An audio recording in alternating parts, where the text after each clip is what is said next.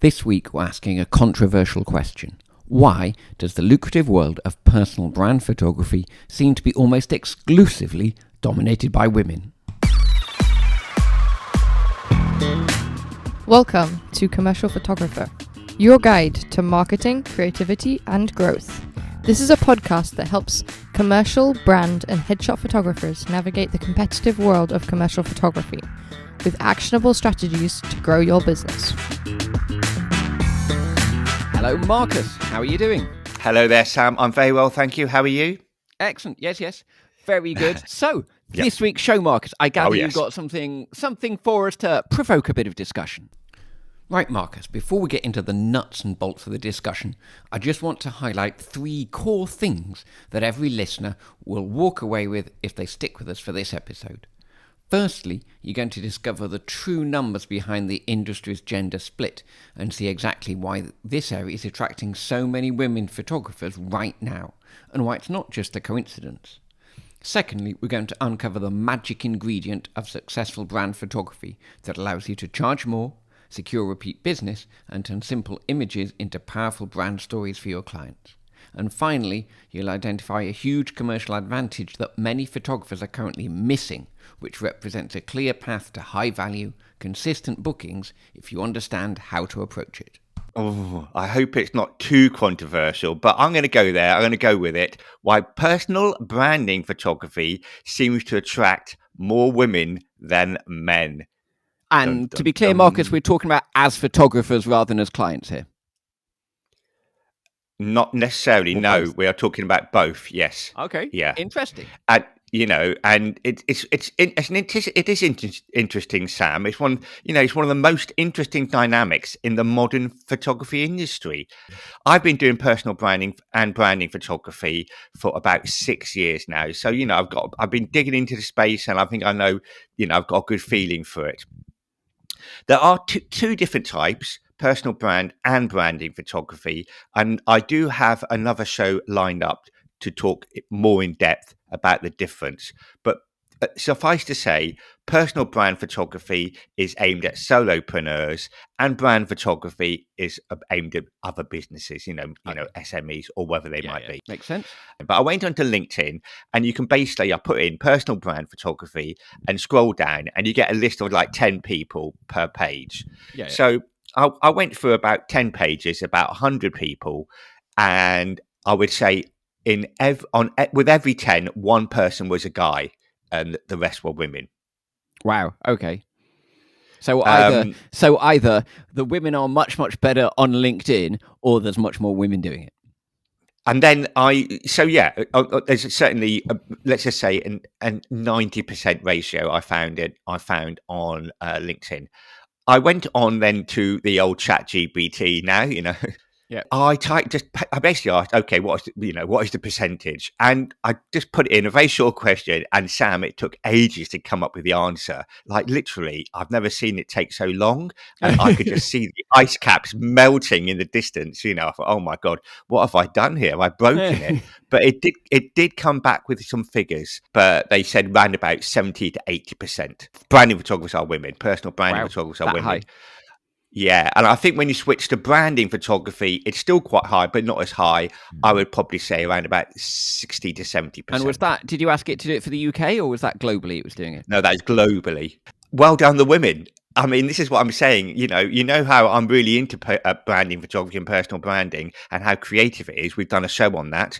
I'm just saying, men, come on, step up for it and get involved. Yeah, and photography, if we go back into history, photography is traditionally, not so much now, but it has traditionally been a male-dominated area, hasn't it?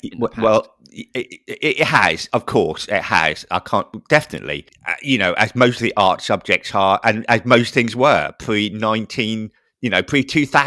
really.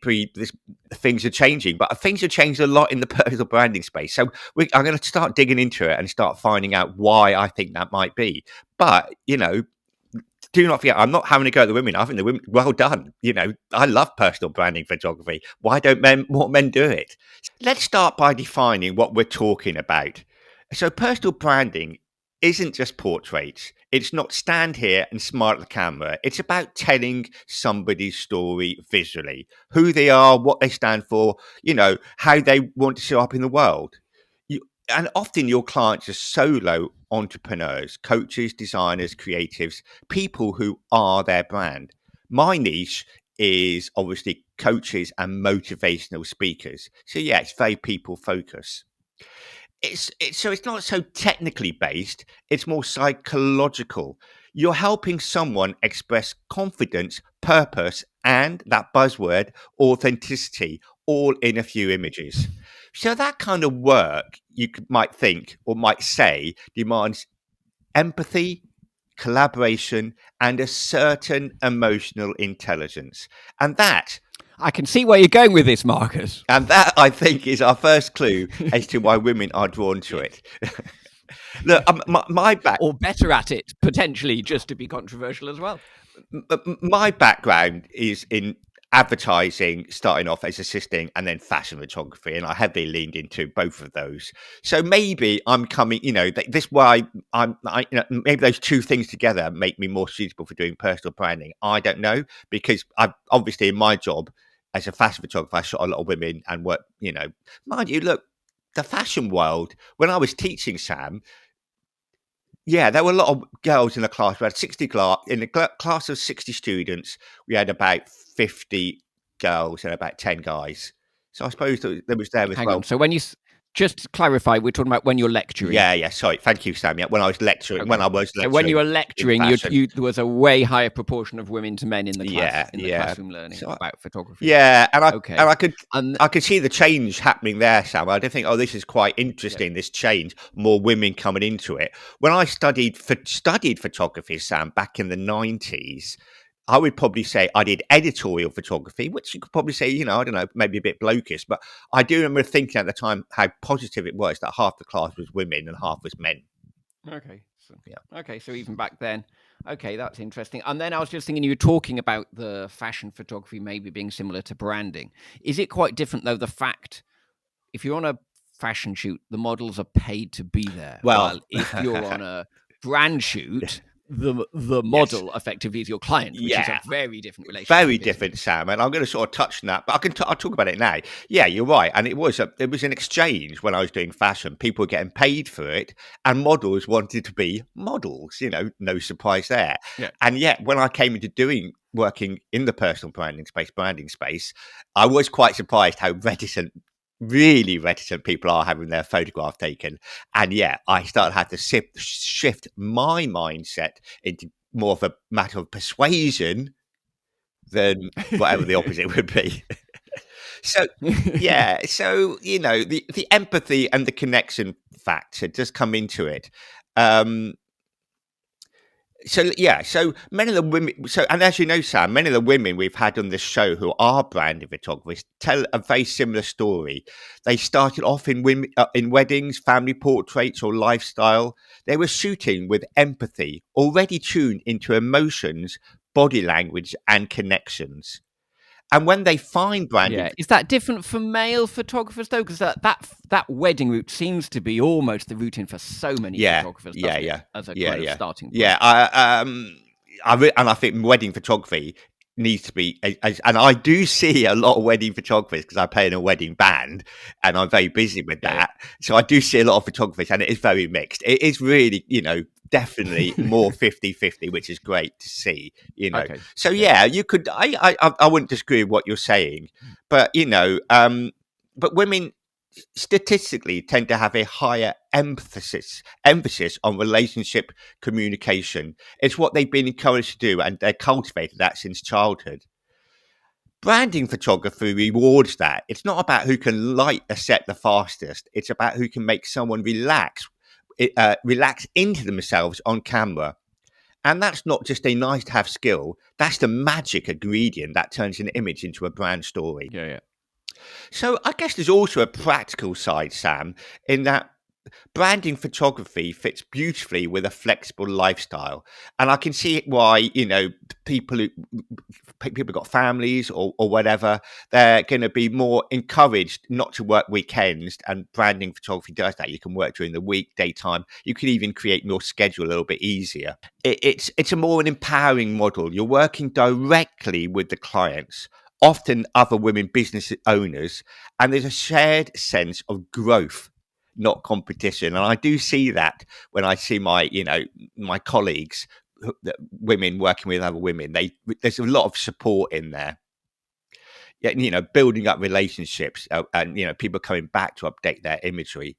So I guess in short, it's creative, relational, and sustainable, and that's a pretty attractive combination. Let's talk now, Sam, about, because I do photograph guys for the personal branding. And looking back through my portfolio, I've actually shot quite a lot of guys. And if you actually Google men's personal branding photography, I've always come up pretty much at the top of the list in the world, because I'm one of the few people who sort of mentioned it in blogs and stuff. I can see you looking there, Sam. Now, yeah. Are you sure about that, Marcus? Have a look. Because Google knows. Google knows who you are. Yeah, I didn't know how it all works, Sam, but I did just try it out this morning on AI, and my name did come up. Oh, yeah? No, to be fair, you are right, Marcus. To be fair, I am verifying that, yes, I am currently in the Netherlands, randomly doing the search, and you are near the top for that. I'll let you off with that one. Yeah, I know. It's surprising. I'm not boasting about it. I'm just amazingly surprised about it. But I do get guys, and they probably, the kind of shoots that they go for are more the studio-based shoots as opposed to the location ones. And which I call branded portraits. And yeah, I love doing those. I love working with the guys because it's a different approach. But the majority of the clients seeking personal branding are women. So what happens? So women photograph women. Clients feel safe being expressive, playful, even vulnerable in front of another woman's camera. It becomes a space about permission to be seen. And that creates a kind of feedback loop. Female clients seek female photographers. Female photographers market towards those clients. The loop reinforces itself. That's not a bad thing. It's just how resonance works. People who hire people who make them feel understood.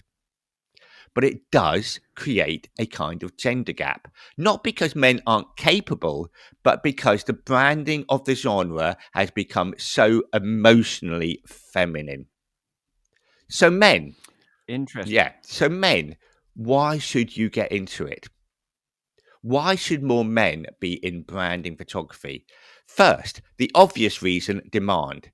Every business owner, male or female, needs consistent, personally driven images. That isn't a niche that's shrinking, it's expanding. But beyond that, there are deeper reasons. When you're working with guys as clients, the men often bring a slightly different visual approach. And now maybe it might be more graphic, maybe more structured, maybe more editorial. The aesthetic can add depth and diversity to branding photography. So, when I'm working with my male clients, Sam, I do like them in a different way. And I go for more contrasty, hard, slightly moody lighting. Whereas with women, it tends to be softer lighting, and more of a pastel look, more fashion than editorial.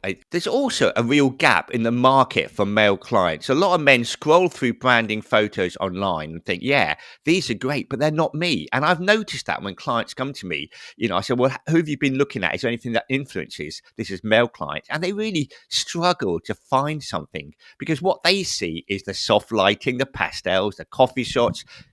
Nothing wrong with that, but it just doesn't represent how they want to show up.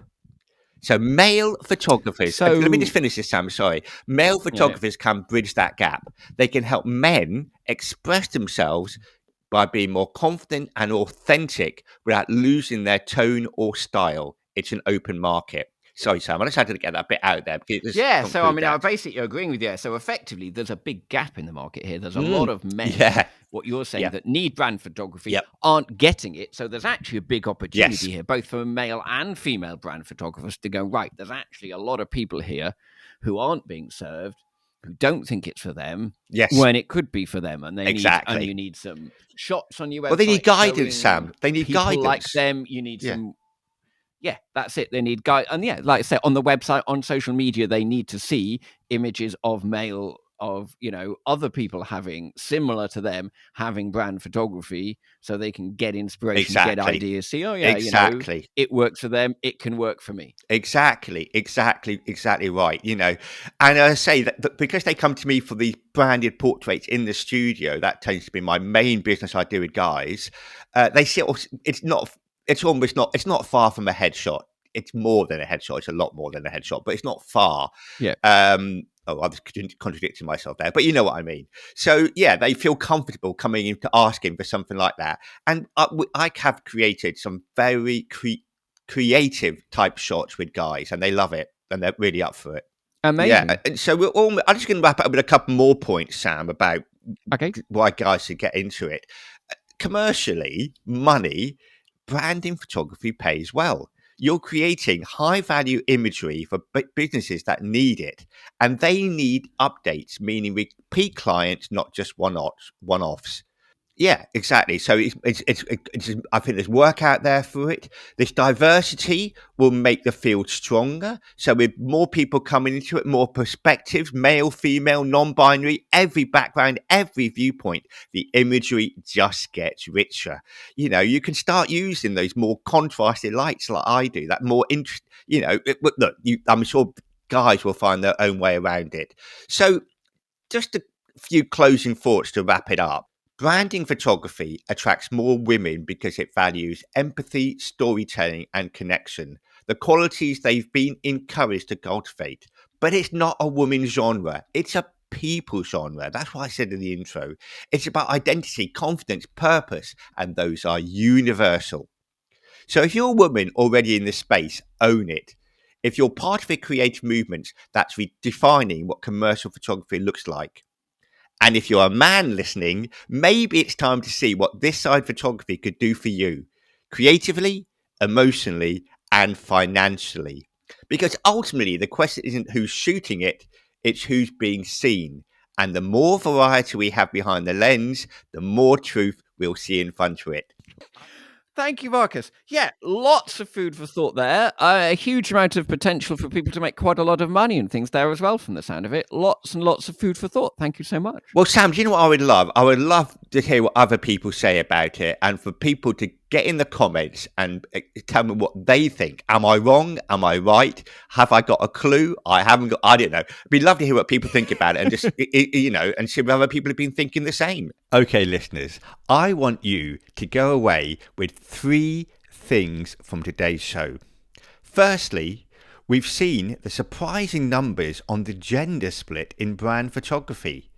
And understand that it's the emphasis on relationship skills like empathy and connection that has drawn so many women into this high growth niche.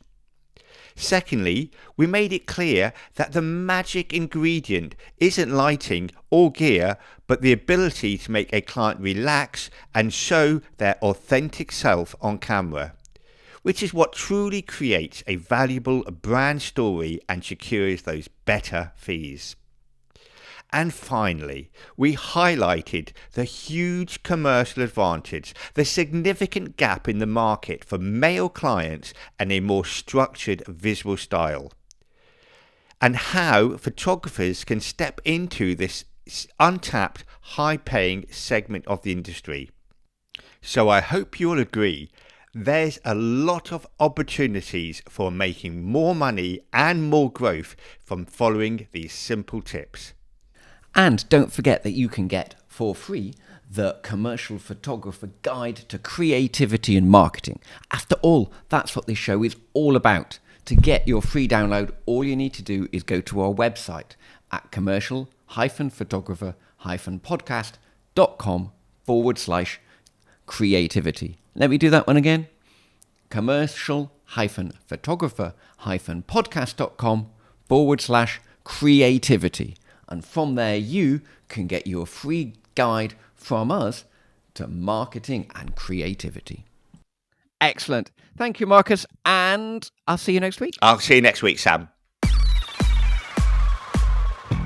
Thanks for listening to this week's episode. If you want to make sure you never miss a show, head to the website commercial-photographer-podcast.com and sign up to the newsletter.